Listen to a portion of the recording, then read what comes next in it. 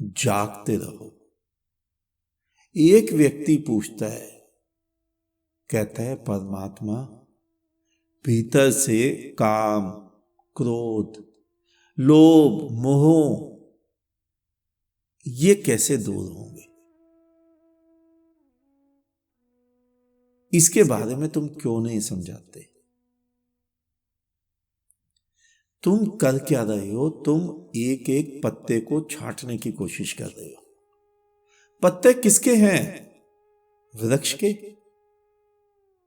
ये काम, क्रोध, लोभ, मोह किसके हैं? अहंकार के, तुम्हारे। अहंकार, तुम क्या हो? एक अहंकार का समूह। मैं हूं, यही तो हो तुम। मैं हिंदू, मैं मुसलमान, मैं मुक्त होने वाला, मैं इन वस्तुओं से हटने वाला। उस मैं को, उस अहंकार को मारना था, ये स्वयं गिर जाएंगे। लेकिन गलती क्या हुई? तुम सभी के धर्मों ने तुम्हें आज तक दमन सिखाया है। देखो अपने अपने महात्माओं को, लंगोटीधारी, काम का दमन करेंगे, क्रोध का दमन करेंगे, त्रिशूल भाले साथ में रखेंगे। लोभ और मोह का दमन करेंगे, सोने के सिंहासनों पे बैठेंगे, महामंडलेश्वर कहलाएंगे, संत शिरोमणि कहलाएंगे, जगत गुरु कहलवाएंगे। सारे उपाय काम, क्रोध, लोभ, मोह को बचाने के तो तुमने पाल रखे हैं, फिर करोगे क्या? इनसे कैसे छुटकारा पाओगे? और दमन से, अगर दमन से कुछ हो सकता, कुछ बदल सकता, तो तुम्हारे भीतर बदल गया होता। स्वयं को देखो। तुम में से कोई 70 वर्ष का हो गया, कोई 80 वर्ष का। दर्पण में स्वयं को देखो, क्या तुम्हारे भीतर से काम, क्रोध, लोभ, मोह गया क्या? नहीं, कुछ भी नहीं गया। जिसके भीतर से चले जाता है वो तो बुद्धत्व को उपलब्ध हो जाता है, वो तो प्रज्ञावान हो जाता है, ज्ञानवान हो जाता है, जागृत हो जाता है। वो फिर कहीं उपाय करता है कहीं जाने के, वो फिर कहीं जप तप करता है। अब पीछे पीछे हर फिरे और कहते कबीर कबीर, फिर वो कुछ भी नहीं करता, फिर तो वो जीता है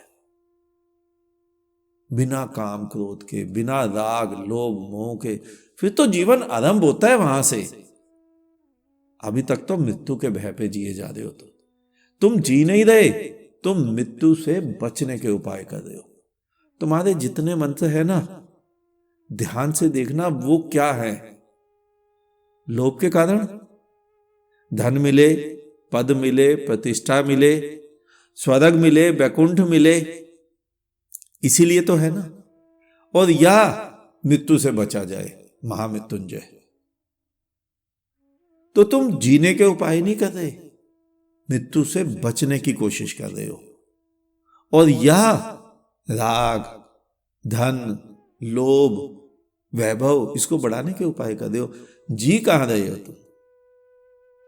जीवन तो बहुत उच्च वस्तु है, बहुत ऊंची। जिस दिन इन बेकार की चीजों से निकलोगे, स्वयं को पहचानोगे, उस दिन पता चलेगा जीवन क्या है।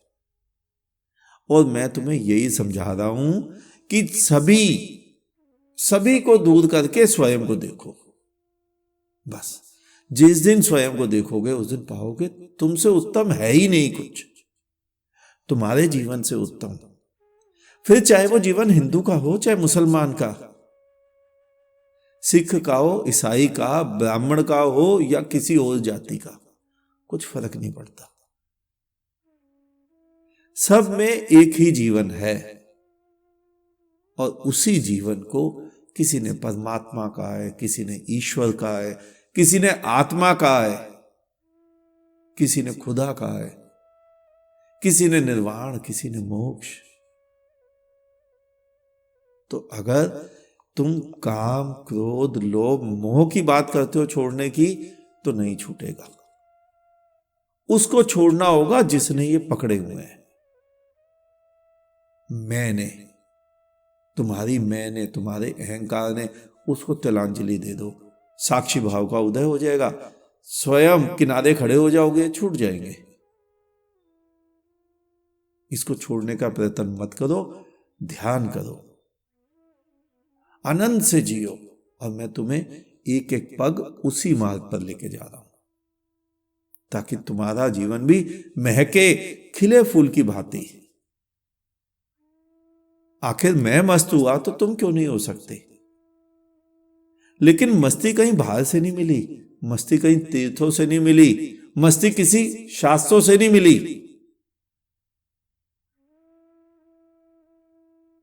तुम्हें वो पुराने सारे चीजें छोड़नी ही पड़ेंगी अगर तुम्हें आनंदित होना है। तुम सोचो ऊपर तुम्हारे कूड़ा भी पड़ा रहे और तुम आनंदित हो जाओ, नहीं, सुगंध नहीं खिलेगी। सुगंध तो भीतर है, कस्तूरी तो तुम्हारे भीतर है, महक तो वो रही है, ऊपर से कचरा हटा दो, उसके हटते ही कस्तूरी महक जाएगी। फिर कुछ भी तो नहीं है। आज इतना ही, शेष किसी और दिन। अंत में चारों तरफ बिखरे फैले परमात्मा को मेरा नमन। तुम सभी जागो, जागते रहो।